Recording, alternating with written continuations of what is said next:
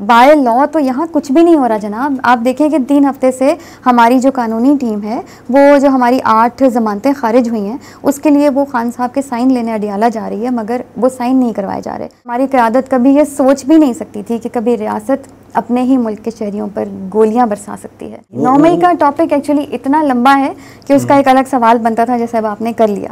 9 मई का सवाल का जवाब जो है वो जब शुरू होगा तो शायद इस पे दिन और रात ख़त्म हो जाए। मैं हमेशा एज अ सोशल वर्कर मैंने पीटीआई में काम किया। मैंने कभी भी ओहदे के लिए पीछे नहीं भागी।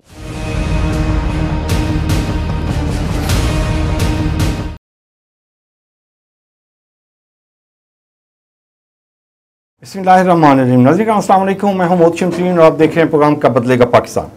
नाज़रीन, जब हम सियासत की बात करते हैं तो पूरी दुनिया के मॉडल थोड़े से डिफरेंट हैं, और हम जब पाकिस्तान की सियासत की बात करते हैं तो ये मॉडल टोटली डिफरेंट है। इसमें जो नज़रियाती सियासत है वो कहीं बहुत दूर चली गई हुई है।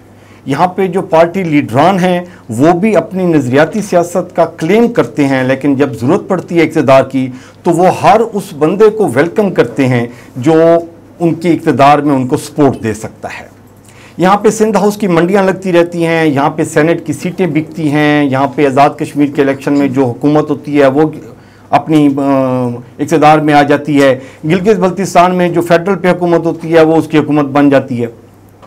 बाद में जब वो अपोजिशन में जाते हैं तो फिर वो रोना धोना रोते हैं कि जी हमारे साथ ये जुल्म हो गया जी, ये नहीं होना चाहिए, जब सिस्टम को ठीक करना चाहिए। मज़ेदारी की बात यह है कि जब भी लीडरान पे कोई मुश्किल वक्त आता है तो वो उडारी मारते हैं और भाग जाते हैं, और उससे सेकंड लेयर पे जब आ जाती है तो वो फिर गुम हो जाते हैं, चुप हो जाते हैं, या फिर वो प्रेस कॉन्फ्रेंस करके ऐलान ला ताल्लुकी कर देते हैं कि जी हमारा सियासत से और हमारा फलां पार्टी से कोई ताल्लुक नहीं है। ये अलमिया सियासत के हम चल रहे हैं, और इस पर आज हम गुफ्तगू करेंगे कि जी सियासी हमारी सूरत हाल है कैसी, क्योंकि एक बेहतरीन नैरेटिव बिल्ड किया जा रहा है कि जी हमारे मुल्क की जो मईशत है वो ठीक नहीं हो रही, और मईशत तब ठीक होगी जब हमारी पॉलिटिकल सिस्टम हमारा ठीक होगा। तो पॉलिटिकल सिस्टम पे आज हम बात करेंगे। हमारे साथ स्टूडियो में गेस्ट हैं एडवोकेट सारा अली सैयद। आप सेंट्रल इंफॉर्मेशन सेक्रेटरी हैं साउथ पंजाब पीटीआई की, आप एसवीपी हैं आईएलएफ की पंजाब पूरे की जी, और हम आपको वेलकम करते हैं एडवोकेट साहब आपको।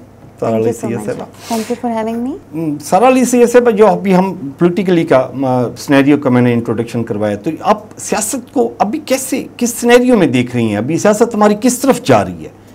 पॉजिटिव साइन है इसमें, कोई नेगेटिव साइंस हैं, क्या जा रही है हमारी? देखिए, पाकिस्तान की जो पॉलिटिक्स है वो बहुत अजीब सी हो गई है एक्चुअली, कि यहाँ पर जो इक़्तिदार में है वो शायद ये समझ बैठते हैं कि इक़्तिदार हमेशा से हमारा ही रहेगा और हम कभी यहाँ से नहीं उतरेंगे, और जो इक़्तिदार से निकल जाते हैं वो बिल्कुल अपने आप को बिल्कुल बेयारो मददगार इस वजह से तसव्वुर करने लगते हैं।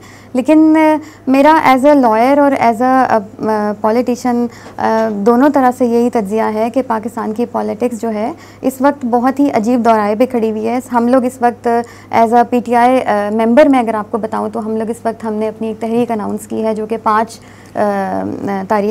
अगस्त तक अपनी पीक तक पहुंचेगी। लेकिन ये तहरीक जो है, बहुत से सवाल मुझसे किए जाते हैं कि तहरीक किस किस्म की होगी, क्या ये 26 नवंबर जैसी तहरीक होगी? तो उसका भी मैं जवाब देना चाहूँगी कि ये 26 नवंबर जैसी तहरीक नहीं है, ये बहुत डिफरेंट लाया अमल है इस दफ़ा हमारा, क्योंकि 26 नवंबर को जो भी हुआ, देखें पीटीआई एक ऐसी पॉलिटिकल जमात है जिसने कभी भी ज़ोर ज़बरदस्ती या तखरीब कारी के ऊपर बिलीव नहीं किया। हमने हमेशा अदालतों से रुजू किया है, हमारे साथ जो भी नाइंसाफ़ियाँ हुई हैं हमेशा हमने अदालतों का दरवाज़ा खटखटाया है। अब जो ये नए जो इन केसेस पर भी मैं बात करूँगी, जो भी हमारे अरेस्टेड वर्कर्स हैं, हमारे मेम्बर्स के ऊपर जो केसेस हुए और उनके अब फैसले आ रहे हैं, आने शुरू हो गए हैं। गवर्नमेंट भी पुश कर रही है कि जल्द से जल्द इन केसों को निपटाया जाए और सख्त से सख्त सज़ाएं दी जाएं। तो पीटीआई ने हमेशा पीसफुल तहरीक का काम किया है और हमेशा पीसफुली हमने अपना प्रोटेस्ट किया है। 26 नवंबर को जो हुआ, हमारा जैसे कि उस वक्त की स्ट्रैटेजी थी कि हम सब ने जमा होकर डी चौक पे जमा होना है और वहाँ पर हमने पीसफुल प्रोटेस्ट करना है, और हमारी क़यादत कभी ये सोच भी नहीं सकती थी कि कभी रियासत अपने ही मुल्क के शहरियों पर गोलियां बरसा सकती है। तो उस चीज़ को हमने बहुत कंडेम किया और उसके तमाम सबूत हमारे पास हैं, सब कुछ हमारे पास है। हमने अदालतों के दरवाजे भी खटखटाए हुए हैं। हमारे वर्कर्स आज तक कुछ गायब हैं, कुछ शहीद हो चुके हैं। तो उस तहरीक के बाद से हमने अपना स्ट्रैटेजी ये चेंज की है कि इस दफ़ा अभी हमारा बेसिक जो ज़ोर है वो सारा मोमेंटम बिल्ड करने पर है। हम तमाम जो पीटीआई के मेंबर्स हैं हम लोग जगह जगह दौरे कर रहे हैं तमाम। मेरे पास चूँकि साउथ पंजाब है तो as a information secretary south Punjab और as a SVP ILF Punjab मैं यहाँ पर हम सबको यहीं पर क़यादत से ऑर्डर है कि आप मोमेंटम बिल्ड करें, आप जाएं, पम्पलेट्स दें लोगों को अवेयरनेस फैलाएं कि तहरीक हमने करनी है और 5 अगस्त तक हमने इसको पीक पर लेके जाना है। उसके बाद हमें नेक्स्ट ऑर्डर्स जिस तरह से हमारी तहरीक के हिसाब से क़यादत के हिसाब से आएंगे हम उस पर अमल करेंगे। अच्छा मैम, ये जो आपने 5 अगस्त की बात की, इसमें 26 नवंबर की भी बात की, इसमें 9 मई की बात नहीं की आपने, ठीक है। मतलब 26 नवंबर को जो कुछ हुआ वो नहीं होना चाहिए था। आप कहते हैं कि जी स्टेट को ऐसे नहीं होना चाहिए, ट्रीट नहीं करना चाहिए था। तो 9 मई को भी आपने ट्वीट किया है ना जी? वैसे जी 9 मई का टॉपिक एक्चुअली इतना लंबा है कि उसका एक अलग सवाल बनता था, जैसे अब आपने कर लिया। 9 मई का सवाल का जवाब जो है वो जब शुरू होगा तो शायद इस पे दिन और रात ख़त्म हो जाए। बात यह है कि 9 मई के मैं अपना थोड़ा सा आपको तारुफ करा दूं कि I was basically a textile person और मैंने टेक्सटाइल्स में मास्टर्स किया था और मेरा जो फील्ड थी और वो थ्रू आउट टेक्सटाइल्स में रही है as a lecturer, as a fashion designer. लेकिन मैंने साथ में लॉ की डिग्री भी ली और उसकी वजह ये थी कि मेरे वालिद साहब जो थे वो जज थे वफाकी मुतसिब में और मेरा इंक्लिनेशन काफ़ी ज़्यादा लॉ की तरफ था, एक पैशन था। और दूसरी बहुत बड़ी वजह ये थी कि जब इमरान खान आए तो उनको मैंने स्टेटस को के ख़िलाफ़ फ़ाइट करते देखा। तो एक बहुत बड़ी वजह ये थी कि मैं इस जद्दोजहद में उनका साथ देना चाहती थी। मगर मैं हमेशा एज अ सोशल वर्कर मैंने पीटीआई में काम किया। मैंने कभी भी ओहदे के लिए पीछे नहीं भागी। नज़रियाती कारकुन की तरह मैंने पीटीआई के हर विंग में काम कर चुकी हूँ मैं, ऐसे ही वॉलंटरली ISF में, यूथ विंग में, वुमेन विंग में, इलेक्शन सेल में, एज अ लॉयर बहुत काम किया। लेकिन हुआ ये कि फिर 9 मई आ गया और मैं जो कि टोटली एक टेक्सटाइल फील्ड से रिलेटेड थी और ऑफ एंड ऑन केसेस करती थी, तो ऐसा लगा कि जैसे अल्लाह ने मेरा हाथ पकड़ के मुझे कहा है कि आपके लिए ये फील्ड नहीं है टेक्सटाइल्स की, आप छोड़ें इसको और आप लॉ की फील्ड में मुकम्मल तौर से आ जाएं। मुझे क़यादत की तरफ से ऑर्डर आया कि जी मुल्तान हाई कोर्ट पहुँचें, हालात बहुत ख़राब हैं और वहाँ ऑन ग्राउंड कोई भी नहीं है। और आप यकीन करें जब मैं 9 मई के दिन वहाँ पहुँची हूँ हाई कोर्ट में, तो वहाँ पर जो समा था वो जैसे क़यामत सुगरा का सा मंज़र नहीं होता कि हमारे तमाम अरेस्टेड वर्कर्स जो थे वो गायब थे, यानी वर्कर्स अरेस्ट किए जा चुके थे। हमारे लीडर्स ज़ाहिर है सभी भाग रहे थे, सभी छुप रहे थे क्योंकि इतना बड़ा क्रैकडाउन था। मतलब आप सोचें कि मेरे पास as a legal head south Punjab उस वक्त मैंने काम किया एज अ लॉयर और मेरे पास सारे साउथ पंजाब का डाटा था और वो सिर्फ साउथ से ही अराउंड 20,000 के करीब वर्कर्स उठाए गए और मेरे पास ना सिर्फ मुल्तान से बल्कि पूरे साउथ के हर एरिया से, हर डिस्ट्रिक्ट से, हर डिवीज़न से कॉल्स आ रही थी कि वहाँ से इतने बंदे, वहाँ से इतने बंदे गायब हैं, वहाँ से इतने बंदे। और डेफिनेटली ये सारे लोग जो थे ये कोई आदि मुजरिम नहीं थे, ये हमारी तरह के सफ़ेद पोश लोग थे और उनके घरों से पहली बार उनको उठाया गया था और गायब कर दिया गया था। और उनकी फैमिलीज़ मेरे पास रोती हुई माएँ आ रही थीं, बीवियाँ आ रही थीं, बहनें आ रही थीं, बूढ़े बाप आ रहे थे रोते हुए कि हमारे बच्चे गायब हो गए हैं, खुदा के वास्ते पता करें, क्योंकि वो उन थानों में भी नहीं मिल रहे। होता ये नॉर्मली कि जब किसी को अरेस्ट किया जाता है तो पता होता है आपको कि फ़लाँ थाने में है, जाके उससे मिल लो, मगर वो टोटली गायब थे। और ये बात ज़्यादा उनको खौफज़दा कर रही थी उन सफ़ेद पोश लोगों को। और आप यकीन करें कि उस टाइम ऑन ग्राउंड काम करने वाले वकील बहुत कम थे और उस टाइम मैंने एक पिटीशन में 10-10, 15-15, 20-20 लोगों को, मतलब इतना रश था उन पिटीशंस का कि वो सब फाइल कर रही थी। और वो जो घर वाले थे उनके सबसे ज़्यादा ख़राब सूरत हाल उनकी थी क्योंकि वो गरीब लोग, वो बेतहाशा सफ़ेद पोश सीधे साधे लोग थे सब। और उनका कसूर ये था कि उनके बच्चे जो थे या उनके मियाँ या उनके बेटे जो थे वो एक पॉलिटिकल अपने वज़ीर आज़म की अरेस्ट का सुनकर गुस्से में घर से बाहर निकल आए थे और पीसफुल प्रोटेस्ट कर रहे थे। गुस्से से बाहर निकल आए थे, पीसफुल प्रोटेस्ट कर रहे थे, फिर वो कंटोनमेंट में घुस गए जाके। नहीं, ये फॉल्स फ्लैग ऑपरेशन था। इसके ऊपर अभी मैं आ रही हूँ ये भी बात करते हैं। लेकिन मैं आपको उस वक्त का मंजर बताना चाह रही हूँ कि उस वक्त जो टोटल 20,000 अफराद का डाटा मेरे पास फिर कलेक्ट हुआ, और आप यकीन करें कि वो लोग घर नहीं जाते थे, वो लोग वहीं हाई कोर्ट की दीवारों से टेक लगा के बैठ जाते थे, और मैं उनसे कहती थी कि अब आप लोग घर जाएँ, आपकी पिटीशन फाइल हो गई है, हियरिंग के वक्त आ जाइएगा। तो वो कहते थे कि नहीं, हम घर जाएंगे तो हमें नींद ही नहीं आएगी, आपको हम भागता हुआ देख रहे हैं ना, तो हमें लगता है कि कोई काम हो रहा है हमारे बच्चों के लिए। हम घर चले जाएंगे, ना हमें भूख लगेगी, ना हमें प्यास लगेगी, ना हमें नींद आएगी।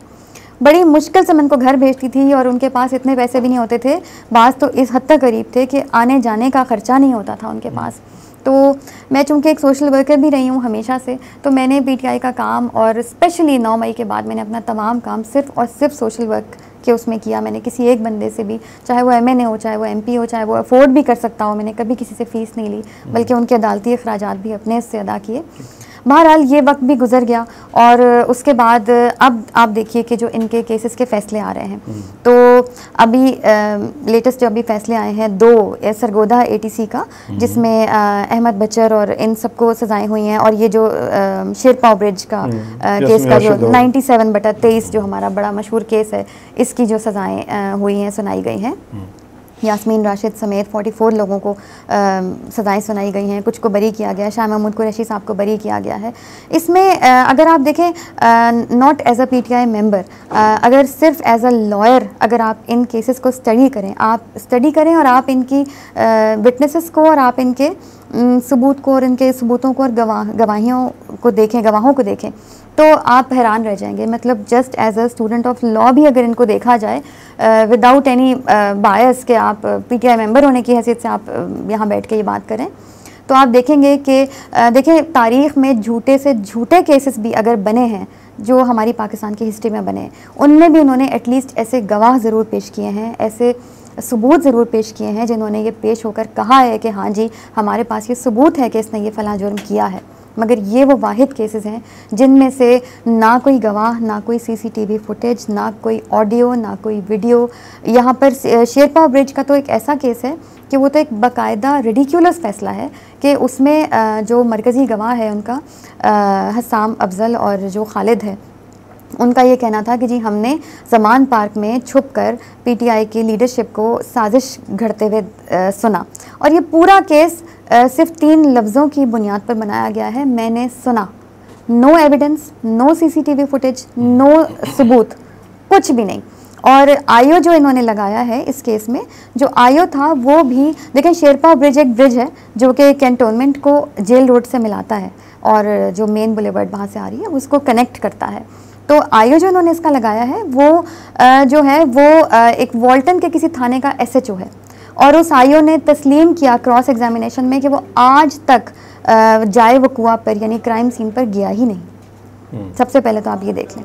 उसके बाद आप देखें कि जो शिकायत आई है, मौसूल हुई थाने को मुताल्लिका, वो 10:30 बजे सुबह हुई, और जो FIR का टाइम लिखा हुआ है वो 3:20 पे सुबह लिखा हुआ है, यानी FIR शिकायत मौसूल होने से 7 घंटे पहले दर्ज कर ली गई है। अभी मेरा इसमें जो क्वेश्चन है ना, देखिए आप ये सारे जितने गिले शिकवे हैं ना जी, आपका पुलिस सिस्टम के साथ, आपका जुडिशरी के साथ, अदल के निज़ाम के साथ, ये जितने भी गिले शिकवे हैं ना, ये 13 से पहले बनते थे आपके पास।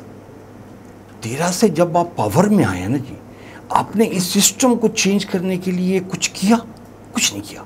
यही जुडिशरी सिस्टम था जो आपके दौर में भी था, अब भी एग्जिस्ट करता है। वही पुलिस का सिस्टम जो आपके दौर में था वो एग्जिस्ट करता है। आपने पुलिस को रिफॉर्म, खान का सबसे बड़ा ऑब्जेक्टिव देखो, मैंने पुलिस को डिपोलिटिसाइज करना है, वो नहीं पर्चे काटेगा, वो काट रहे हैं। कुछ नहीं किया उन्होंने।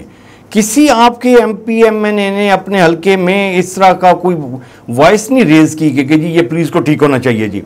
तो वो जब मुस्लिम लीग नून के बंदू को उठा के, यही आपका सिस्टम, जब उनको ख्वाजा आसिफ को या वो साद रफ़ीक को और उसके बाद अयाज मीर को और इनको एहसन इकबाल को जब ये ढके जा रहे थे, उस वक्त किसी ने नहीं को कहा कि ये सिस्टम ख़राब है, सिस्टम ठीक होना चाहिए। राना सनाउल्लाह के आपके टिन्योर में भी ना कितने किलो की उस पर वो आइस और चीज़ें डाल दी गई, हीरोइन डाल दी गई। इसी तरह आप KPK में भी देख लें। अब KPK में तो मुसलसल 13 से आपकी हुकूमत आ रही है ना जी। तो आपका अगर आपको गिला नहीं बनना चाहिए, करना चाहिए कि इस सिस्टम को, ये सिस्टम हमारे साथ ज्यादती कर रहा है। देखिए, अभी आपने कहा कि जुडिशरी से आपको शिकवा नहीं होना। जुडिशरी देखिए 26th अमेंडमेंट जो हुई है, आप उसमें देखें कि उसके बाद से कोर्ट पैकिंग हो गई है। आप इसमें जजेस की अपॉइंटमेंट को ही उठा के, ये सब सिस्टम चेंज हुआ है, ये वो सिस्टम है ही नहीं जो हमारी दफ़ा में था। जो 26 अमेंडमेंट के बाद इन्होंने तो कोर्ट पैकिंग ऐसे कर ली है कि आप देखें कि सीनियर मोस्ट जजेस जो थे, जिनको अब टाइम मिलना था, इस वक्त इनको आना चाहिए था आगे सुप्रीम कोर्ट में, इनको हमारी कॉन्स्टिट्यूशनल बेंचेस का हिस्सा बनना चाहिए था, उनको नामजद ही नहीं किया। इन्होंने नामजद सिर्फ उन जजेस को किया जो कि गवर्नमेंट के लाइक माइंडेड जजेस थे।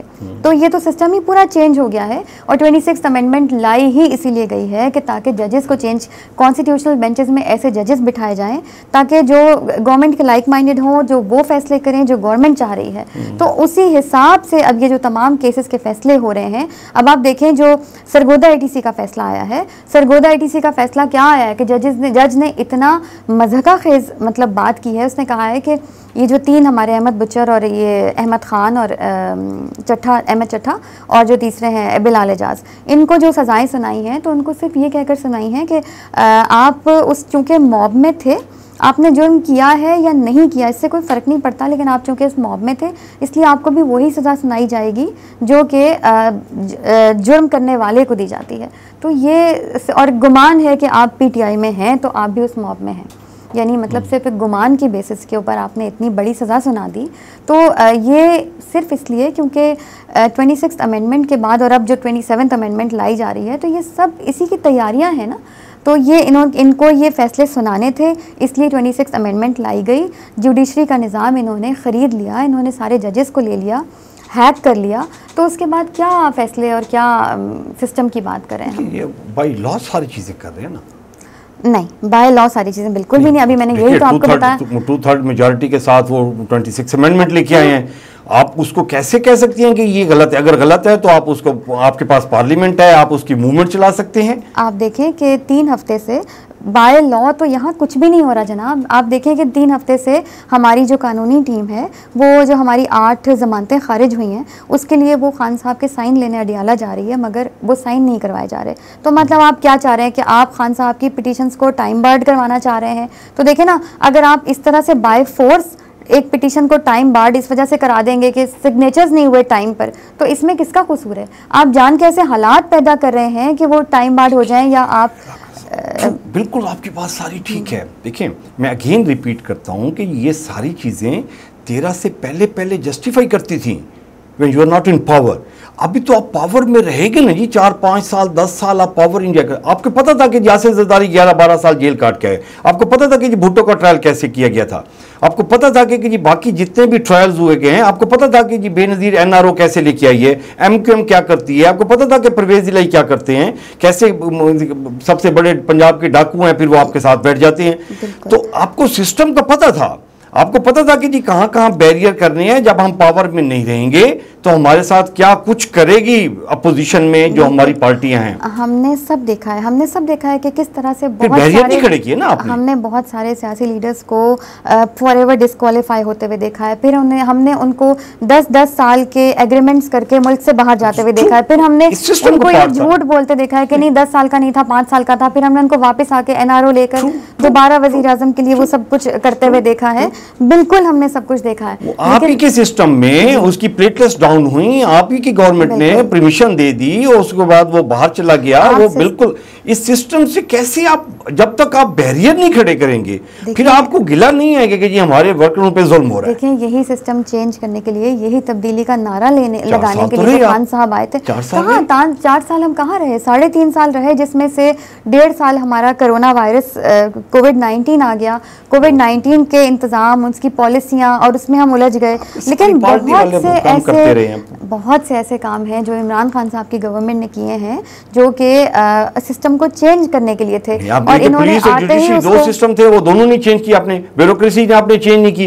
3 चीजें ठीक नहीं की। आपने अगर किसानों को वो सेहत कार्ड दे दिया है या किसानों को किसान कार्ड दे दिया है, आपने लंगर खाने खोल दिए हैं, आपने पनाही गाहें बना दी हैं, आपने बहुत और सिंगल करिकुलम पे शफकत महमूद काम करते रहे हैं। तो ये वाले काम तो आपका देखें, ये वाले इसमें से आपको किसी पे भी आपको चैलेंज नहीं आ रहा। देखिए, जिन लोगों की 40-40 साल हुकूमतें हैं, उनका कंपैरिजन हमारी 3.5 साल सिर्फ हुकूमत से अगर किया जाए तो ये नाजायज़ भी है, ये इंसाफ भी नहीं है। और दूसरे ये कि आप सिस्टम की बात कर रहे हैं, तो सिस्टम तो इन्होंने जान के ऐसे हैक किया हुआ है कि आप देखें कि तो किया हुआ है ना, जब आप पावर में थे उस वक्त तो हैक नहीं किया हुआ। आप देखें ना कि देखें जिस कंडीशन में इन्होंने इमरान खान को रखा हुआ है, क्या वो जस्टिफाई करता है? क्या मतलब इस तरह से बहुत से लोग गिरफ्तार हुए, राना सनाउल्लाह, ये ख्वाजा आसिफ की आपने बात की, नवाज शरीफ, मरियम सफदर, इन सबको गिरफ्तार किया गया, मगर जिस कंडीशंस में वो लोग रहते थे और जिस कंडीशन में इनको रखा, कि हमें तो इतना शायद खान अब्बासी कहते हैं कि इसी डेथ सेल में मुझे रखा गया था जिसमें इमरान खान को रखा गया। बिल्कुल ऐसी बात नहीं है। वो उनके घरों से खाने आते थे, उनको